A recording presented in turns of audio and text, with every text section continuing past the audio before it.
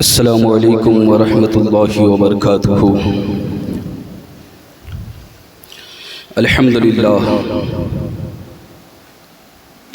الحمدللہ وحدہ والصلاة والسلام علی من لا نبی بعدہ، اما بعد۔ اعوذ باللہ من الشیطان الرجیم، بسم اللہ الرحمن الرحیم۔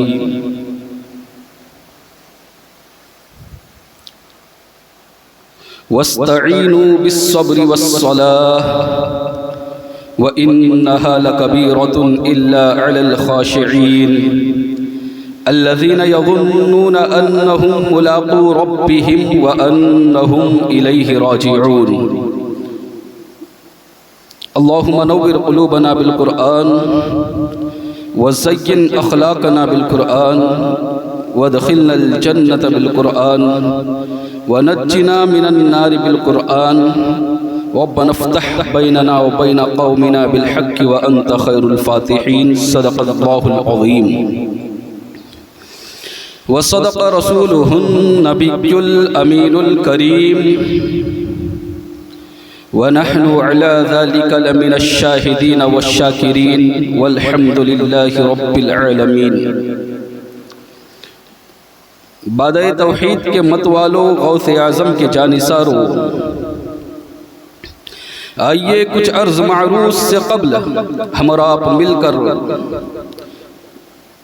انیس بے کسا چارہ ساز درد مندہ، وقار دو جہاں سرور کون و مکان، مالک ای و آن، ہم غریبوں کے غم گسار، سید ابرار و اخیار، دونوں عالم کے مالک و مختار، انیس الغریبین مراد المشتاقین، جان عالمین شفیع المذنبین، فخر آدم و بنی آدم، خلیفۃ اللہ اعظم، باعث ایجاد عالم، منبع جود و سخا، صبح کائنات کے شمس الضحیٰ، شام کائنات کے بدر الدجا، محمد عربی روح فدا صلی اللہ تعالی علیہ وسلم کی بارگاہ میں جس طرح سے میں پڑھاتا ہوں میرے ساتھ مل کر پڑھیے۔ الصلاۃ والسلام علیک یا رسول اللہ، الصلاۃ والسلام علیک یا حبیب اللہ، الصلاۃ والسلام علیک یا نبی اللہ صلی اللہ تعالی علیہ وسلم۔ برادران ملت اسلامیہ، خطبہ مسنونہ کے بعد میں نے جن دو آیتوں کی تلاوت کرنے کا شرف حاصل کیا، اللہ تبارک و تعالی مجھے حق کہنے، آپ کو حق سننے، ہم سب کو اس پر عمل کرنے کی توفیق عطا فرمائے۔ اللہ رب العزت کا فرمان ہے، وَاسْتَعِينُوا بالصبر والصلاة وإنها لكبيرة إلا على الخاشعين الذين يظنون أنهم ملاقو ربهم وأنهم إليه راجعون۔ تم نماز اور صبر سے مدد طلب کرو، یعنی نماز پڑھو اور صبر کرو۔ بے شک یہ جو نماز ہے، وَإِنَّهَا لَكَبِيرَةٌ، بڑی بھاری ہے۔ کس کے لیے بھاری ہے؟ ایسے شخص کے لیے جس کے دل میں نفاق ہے، ایسے کے لیے بھاری ہے۔ جس کے دل میں خشیت ہے اس کے لیے بھاری نہیں پڑتی، نماز پڑھنا اس کے لیے مشکل نہیں ہوتا۔ جس کے دل میں خشیت ہے، وَإِنَّهَا لَكَبِيرَةٌ، یہ بھاری ہے، إِلَّا عَلَى الْخَاشِعِينَ، لیکن جس کے دل میں اللہ کی خشیت ہے، جس کے دل میں اللہ کا خوف ہے، اس کے لیے نماز بھاری نہیں ہے۔ یعنی پتہ یہ چلا کہ اللہ کا خوف جس کے دل میں نہیں ہے اس کے لیے نماز بھاری ہے، نماز مشکل ہے، نماز کو آنے کو دل نہیں کرتا۔ وہ کون ہے؟ جس کے دل میں اللہ کی خشیت نہیں ہے۔ اور اللہ فرما رہا ہے جس کے دل میں اللہ کا خوف ہے اس کے لیے بھاری نہیں ہے۔ إِلَّا عَلَى الْخَاشِعِينَ، آگے فرمایا اور اس کے لیے بھی بھاری نہیں ہے الذین یظنون انہم ملاقو ربہم وانہم الیہ راجعون، جس کا یہ یقین ہے کہ ایک نہ ایک دن اللہ سے ملاقات کرنی ہے اور اسی کی طرف لوٹ کر جانا ہے۔ اگر کسی کا یہ عقیدہ ہے، اور ہر مسلمان کا ہونا چاہیے عقیدہ، کہ ایک نہ ایک دن ایسا آئے گا جس دن ہمیں اللہ سے ملاقات کرنی ہے، اللہ کے حضور حاضر ہونا ہے اور اس کی طرف لوٹ کر جانا ہے، تو فرمایا جس کے دل میں خشیت ہوگی، جس کے دل میں اللہ کا خوف ہوگا اور جس کو یقین کامل ہوگا کہ رب سے ملاقات ہونی ہے، تو پھر وہ نماز میں غفلت نہیں کرے گا، وہ نماز میں سستی نہیں کرے گا اور اس پر نماز بھاری بھی نہیں ہوگی، وہ نماز پڑھے گا۔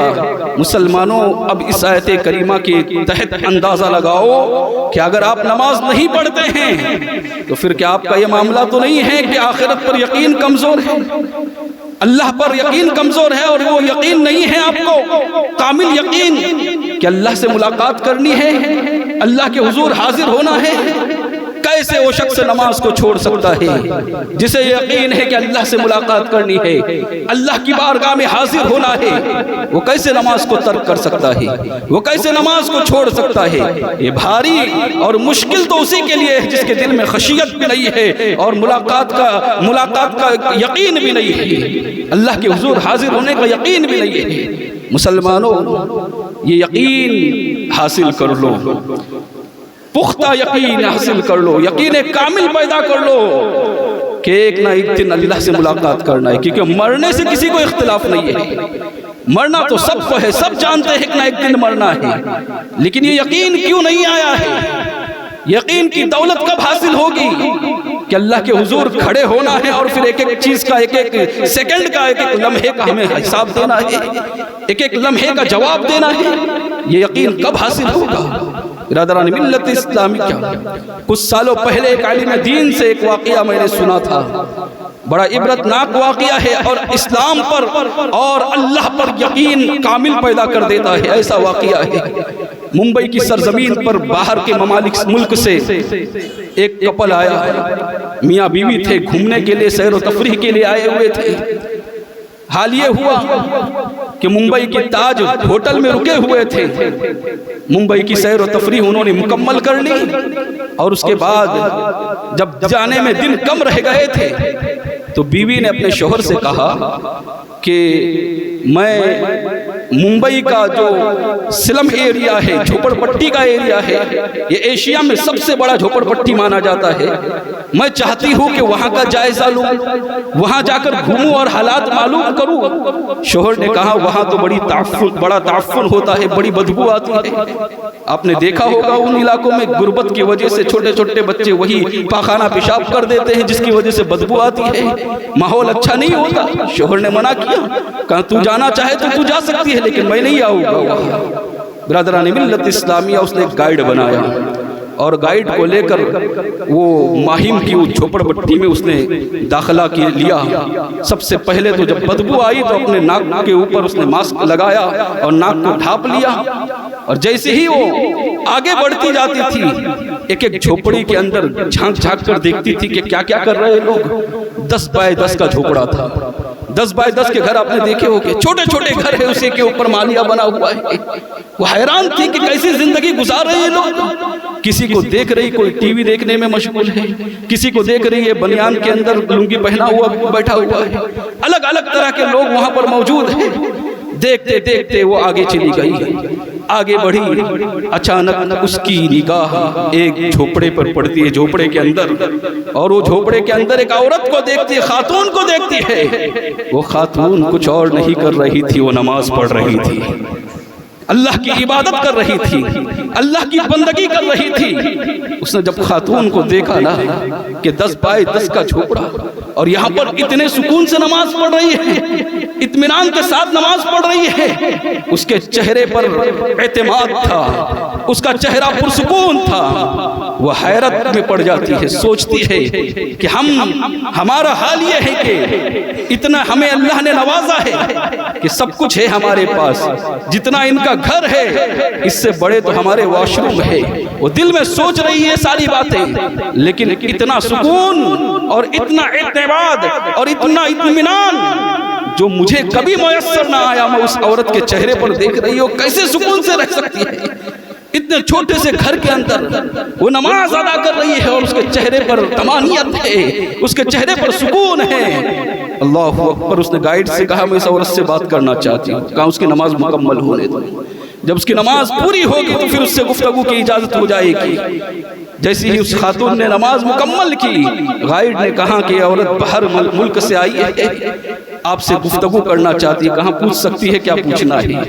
اس عورت سے اس نے سوال کیا کہ پہلا سوال یہ ہے کہ میں حیران ہوں کہ تم اتنے چھوٹے سے گھر کے اندر رہ کر اتنے سکون سے نماز پڑھ رہی تھی، تمہارے چہرے پر جو سکون ہے، تمہارے چہرے پر جو اطمینان ہے، یہ اطمینان تمہیں کیسے حاصل ہوا؟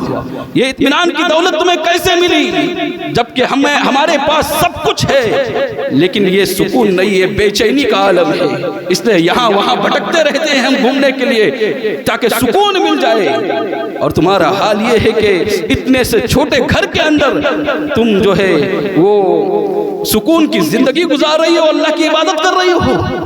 اللہ اکبر۔ اس خاتون نے جواب دیا تھا، پڑھی لکھی خاتون تھی، اس نے کہا کہ تم غلط جگہ سکون تلاش کر رہی ہو، تم یہ سمجھتے ہو کہ دولت میں سکون ہے، اچھے گھر میں سکون ہے، اچھی گاڑی ہونے میں سکون ہے، بنگلے میں رہنے میں سکون ہے، تو سارے بنگلے والوں سے پوچھو، اچھے گاڑی والوں سے پوچھو کہ سکون سے ہو تم، تو پھر کہاں پھر سکون کس چیز پہ، پھر سکون کہاں ہے؟ اللہ اکبر۔ اس خاتون نے کہا دیکھو سکون جو ہے یہ غریبی میں بھی آ سکتا ہے، امیری میں بھی آ سکتا ہے، لیکن تم سکون غلط جگہ تلاش کر رہی ہو۔ وجہ یہ ہے کہ مرنا تم کو بھی ہے، مرنا مجھے بھی ہے، امیر کو بھی مرنا ہے، غریب کو بھی مرنا ہے۔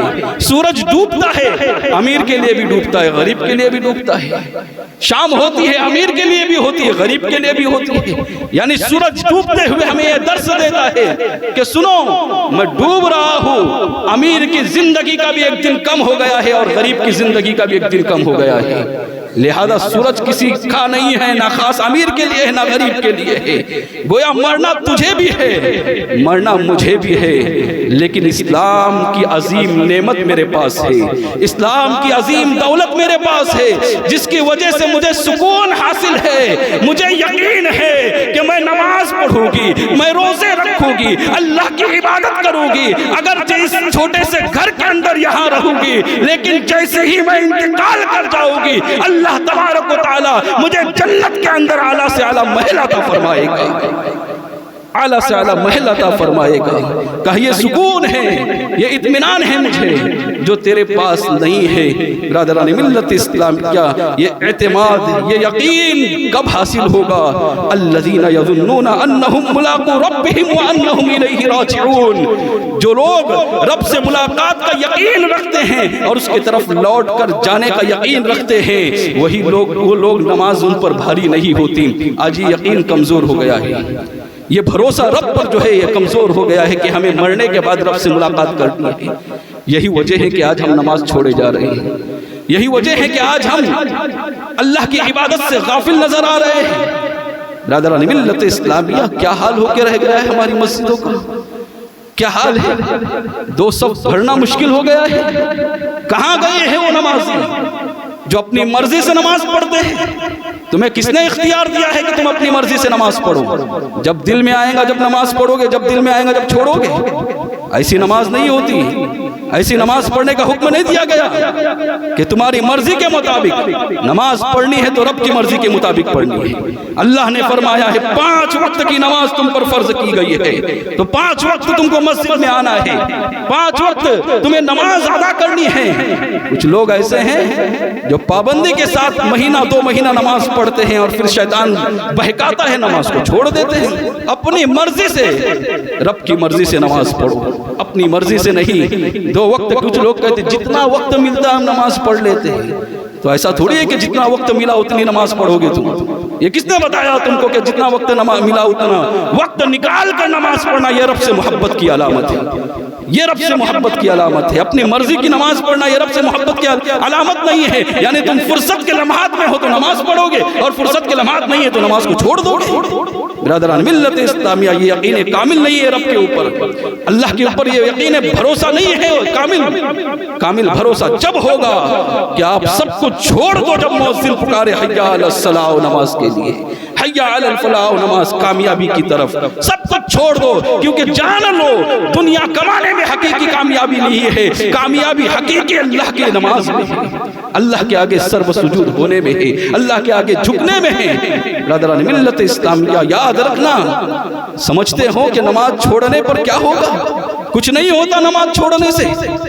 اللہ تبارک و تعالیٰ نے ارشاد فرمایا ہے, بلکہ اعلیٰ حضرت فاضل بریلوی کہتے ہیں نماز چھوڑنے والوں کے تعلق سے لکھتے ہیں اپنی کتاب میں فتح و رضویہ کے اندر کہ اگر کسی نے جان بوجھ کر ایک وقت کی نماز چھوڑی ہے, ایک وقت کی جان بوجھ کر بلا عذر ایک وقت کی نماز اگر کسی نے چھوڑی ہے تو فاضل بریلوی لکھتے ہیں کہ ہزاروں سال اسے جہنم میں رہنا پڑے گا.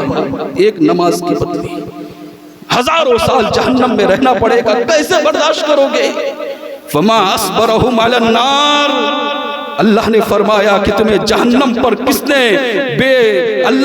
نے جو ہے بے خوف کر دیا ہے؟ تمہیں کس چیز نے بے خوف کر دیا ہے جہنم پر؟ کیا تمہیں جہنم سے خوف نہیں آتا ہے؟ دنیا کا معمولی چٹکا تم برداشت نہیں کر سکتے ہو اور جہنم کی آگ میں چلنا کیسے برداشت کرو گے؟ ہزاروں سال تک اعلیٰ حضرت فاضل بریلوی اور آگے لکھتے ہیں کہ سنو, جو تاریک نماز کا عادی ہو جائے, یعنی جو ہر وقت نماز چھوڑتا رہے, اس کے ساتھ بیٹھنا بھی نہیں, اس لیے کہ اللہ نے فرمایا وَإِمَّا يُنْسِيَنَّكَ الشَّيْطَانُ فَلَا تَقْعُدْ بَعْدَ الذِّكْرِ مَعَ الْقَوْمِ الظَّالِمِينَ. فرمایا کہ اگر تم بھول سے ایسے لوگوں کے ساتھ بیٹھ جاؤ جو نمازیں چھوڑتے ہیں, جو نماز کے تارک ہے, جو نماز نہیں پڑھتے, تو فوراً اٹھ جاؤ یاد آنے کے بعد, اس لیے کہ کہیں ظالموں میں تمہارا شمار بھی نہ ہو جائے.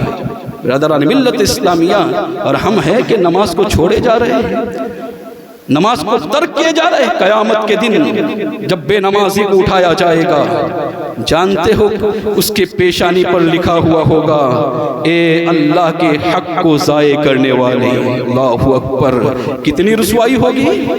یہ لکھا جائے گا اے اللہ کے حق کو ضائع کرنے والے, یہ اللہ کے غضب کے ساتھ خاص. دوسرا جملہ ہوگا یعنی اللہ کے غضب کے ساتھ یہ شخص خاص ہو گیا ہے. اور تیسرا جملہ ہوگا یہ اللہ کی رحمت سے مایوس ہو چکا ہے.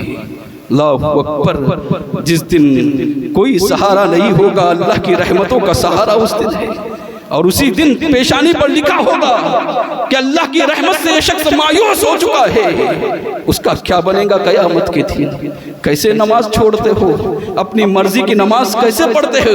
قرآن کہتا ہے فَخَلَفَ مِن بَعْدِهِمْ خَلْفٌ أَضَاعُوا الصَّلَاةَ وَاتَّبَعُوا الشَّهَوَاتِ فَسَوْفَ يَلْقَوْنَ غَيًّا. بعد میں کچھ ناخلف آئے, بعد میں کچھ ناخلف آئے جنہوں نے نمازوں کو ضائع کیا اور خواہشوں کی پیروی میں لگ گئے. نمازوں کو ضائع کیا اور خواہشوں کی پیروی. خواہشات کی پیروی کیا ہے؟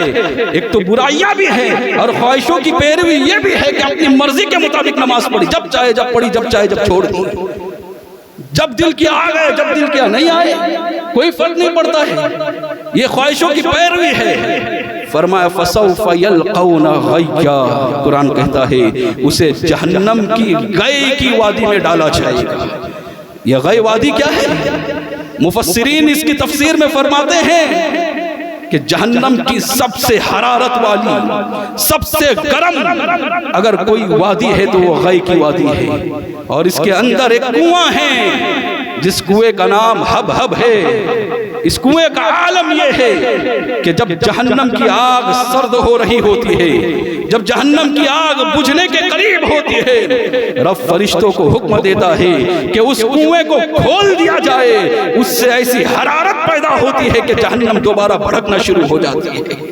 قرآن فرماتا ہے جس نے خواہشات کی پیروی کی اور جس نے نمازوں کو ضائع کیا اسے وادی غی کے اندر ڈال دیا جائے گا. اللہ اکبر، کیسے برداشت کرو گے وادی غی میں جا جا، کیسے برداشت کرو گے اس جہنم کی آگ کو؟ مسلمانوں کیا ہو گیا ہے تمہیں؟ آج ہر طرف خوف کا عالم ہے، ڈر کا عالم ہے، ہر کوئی ڈر رہا ہے کیا ہوگا آگے پتہ نہیں۔ اللہ کے رسول تاجدار مدینہ صلی اللہ علیہ وسلم نے ارشاد فرمایا کہ جو نماز نہیں پڑھتا اللہ اور اس کے رسول کی ضمانت اس سے اڑ جاتی ہے، اللہ اور اس کے رسول کے ضامن میں وہ نہیں رہتا، گویا اب اللہ اور اس کے رسول کا ضامن اس پر نہیں ہے، اس کے ساتھ لوگ جو چاہے وہ سلوک کر لیں۔ برادران ملت اسلامیہ، نماز کو ترک کرتے ہو، نماز کو چھوڑتے ہو اور بے رحمی کا شکار ہو چکے ہو۔ حال یہ ہے ہماری قوم کا۔ گزشتہ ہفتے سننے میں آیا کہ کرکٹ کی محبت میں جمعہ تک کی نماز کو چھوڑ دیا، جمعہ کی نماز کو نہیں آئے وہ لوگ۔ تھوڑی سی شرم و حیا باقی رہی یا نہیں رہی کہ جمعہ کی نماز کے اوپر تو نے کرکٹ کو اور میچ کو فوقیت دی ہے، اور ماں باپ جو ہے خاموش بیٹھے ہوئے ایسے عالم میں چپ بیٹھے ہوئے ہیں۔ ہونا تو یہ چاہیے تھا ایک ہفتے تک ان کو کھانا نہ دیا جائے اور گھر میں نہ لیا جائے، یہ ہونا چاہیے تھا، اتنی بڑی غلطی کی ہے۔ اور حال یہ ہے کہ چپ بیٹھے ہوئے قیامت کے دن سارے ماں باپوں کو جواب دینا پڑے گا۔ کیا جمعہ کی نماز کو آپ نے آسان سمجھ رکھا ہے؟ کیوں یہ بھیڑ آتی ہے ایک دن کے لیے نماز میں؟ کیوں اس کی اہمیت ہے اتنی کہ سارے لوگ جمع ہوتے ہیں سب کچھ چھوڑ دیتے ہیں؟ کیوں ہے اس کی اہمیت؟ میرے آقا نے جمعہ کی اہمیت بتائی ہے، کئی احادیث اس کے اوپر ہے، یہاں تک کہ ایک مرتبہ منبر رسول پر اللہ کے رسول صلی اللہ علیہ وسلم کھڑے ہو رہے ہیں اور کھڑے ہوتے ہوتے فرماتے ہیں میرے آقا علیہ الصلوۃ والسلام کہ سنو، تارک جمعہ نہ بنو، جمعہ کو چھوڑنے والا نہ بنو۔ آگے آقا نے فرمایا سن لو، جو جمعہ کو چھوڑنے والا بنتا ہے، ایک جمعہ ایک روایت میں ہے اور ایک روایت میں 3 جمعہ کا تذکرہ ہے، فرمایا اگر کوئی ایک جمعہ چھوڑتا ہے اس کا نام منافق میں لکھ دیا جاتا ہے اور ایسی کتاب میں لکھ دیا جاتا ہے جہاں سے مٹایا نہیں جا سکتا ہے۔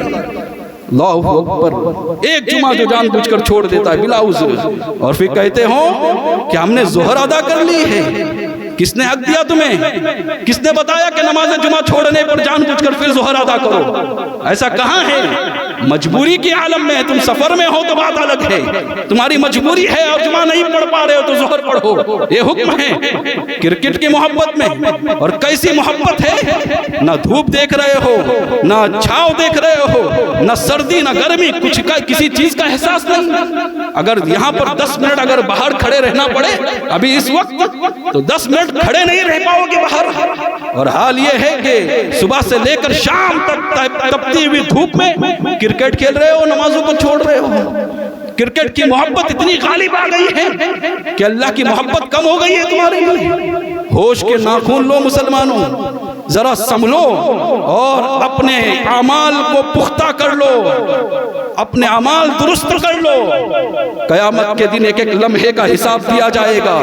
ماں باپ سے مؤدبانہ گزارش کرتا ہوں اپنے اولاد پر دھیان دیں، توجہ دیں، کہیں ایسا نہ ہو کہ اولاد کے برے اعمال میں پھنس جائے اور ماں باپ کو جواب دینا پڑے گا۔ اور یہ حکم ہے شریعت کا، میں اپنی طرف سے نہیں کہہ رہا، یہاں تک کہ مسئلہ لکھا ہوا ہے کتابوں کے اندر، اگر کسی نے اپنی اولاد کی شادی میں تاخیر کر دی اور تاخیر کرنے کی وجہ سے وہ زنا کا مرتکب ہوا تو جتنا گناہ بچے کو ملے گا اتنا گناہ ماں باپ کو بھی ملے گا، کیونکہ اس نے اپنی اولاد کی شادی نہیں کرائی۔ برادران ملت اسلامیہ، تو جو لوگ نماز جمعہ چھوڑنے کے گنہگار ہوئے ان کے ماں باپ بھی اتنے ہی بڑے گنہگار ہیں۔ مسلمانوں، قرآن کہتا ہے الذین ان مکناہم فی الارض اقاموا الصلاۃ وآتوا الزکاۃ وآمروا بالمعروف ونہوا عن المنکر۔ قرآن فرماتا جب تمہیں اقتدار مل جائے، جب تمہیں طاقت مل جائے تو تم نماز قائم کراؤ، تو تم نماز قائم کراؤ اور زکوٰۃ ادا کرو۔ کب؟ جب تمہیں طاقت ملے۔ میں پوچھنا چاہتا ہوں کہ گھر کے ہر باپ کو یہ طاقت نہیں ہے کہ اپنے گھر والوں کو اقتدار نہیں ملا ہے کہ وہ اپنے گھر والوں کو نمازی بنائے؟ اس آیت کے تحت پوچھا جائے گا ماں باپ سے کہ اللہ نے کہا تھا کہ جب اقتدار مل جائے گا، ہر باپ اپنے گھر کا اقتدار رکھتا ہے، ہر باپ سے سوال ہوگا کہ اس کا بیٹا نماز کیوں نہیں پڑھتا تھا، ہر باپ سے پوچھا جائے گا۔ برادران ملت اسلامیہ، بچوں کا بھی حق ہوتا ہے، ماں باپ پر کا بھی حق ہوتا ہے، اور حال یہ ہے کہ بچوں کی پرورش صحیح سے نہیں کرو گے اور پھر بعد میں شکوہ شکایت کرتے پھرو گے کہ بعد میں ہم کو بیٹا پوچھتا نہیں ہے، بیٹے کے لیے تعویذ دو، بیٹے کے لیے وہ تعویذ دو۔ ایسا ہونا چاہیے کہ بیٹا ہماری بات مانے، کبھی نہیں مانے گا، کسی تعویذ سے نہیں مانے گا، صاف کہہ دیتا ہوں۔ اگر آپ نے پرورش اس کی اچھی نہیں کی ہے تو پھر وہ بڑھاپے میں آپ کو لات ہی مارے گا، وہ بڑھاپے میں آپ کو تکلیف بھی دے گا۔ میں یہ نہیں کہتا کسی بیٹے سے کہ اپنے ماں باپ کو تکلیف دو، ماں باپ کا مقام بہت بلند و بالا ہے۔ مسلمان، ماں باپ کا احترام کرو، ماں باپ کی عزت کرو۔ یہ باپ ہے جسے جنت کا دروازہ کہاں ہے، یہ باپ ہے جس کے تعلق سے فرمایا آقا علیہ السلام نے، یہ راضی ہے تو رب راضی ہے۔ بعد میں خود کھاؤ، پہلے ماں باپ کو کھلاؤ۔ جس طرح اپنی اولاد کی فکر کرتے ہیں اپنے ماں باپ کی فکر کرو، اپنے ماں باپ کو بھی وہی کھلاؤ جو تم کھاتے ہو۔ یہ ماں باپ کا مقام ہے، لیکن ماں باپ کی بھی ذمہ داری ہے کہ اپنے اولاد کو صرف دنیا دار نہ بناؤ، دیندار بناؤ۔ جب دیندار بناؤ گے تو تمہاری خود بخود وہ خدمت کرتا ہوا نظر آئے گا۔ برادران ملت اسلامی، یہاں نماز کے تعلق سے تو بہت کچھ کہنا تھا، وقت اجازت نہیں دیتا۔ انشاءاللہ اگلے ہفتے پھر نماز کے موضوع پر گفتگو ہوگی، لیکن مؤدبانہ گزارش ہے آپ سے کہ نماز پڑھنا شروع کرو، مسجدوں کو آباد کرو، اللہ تمہارے گھروں کو آباد فرمائے گا۔ اللہ تعالیٰ سے دعا ہے کہ جو کچھ بھی کہا اس میں غلطیاں خامیاں ہو گئی معاف فرمائے۔ وما علینا الا البلاغ۔ السلام علیکم ورحمۃ اللہ وبرکاتہ۔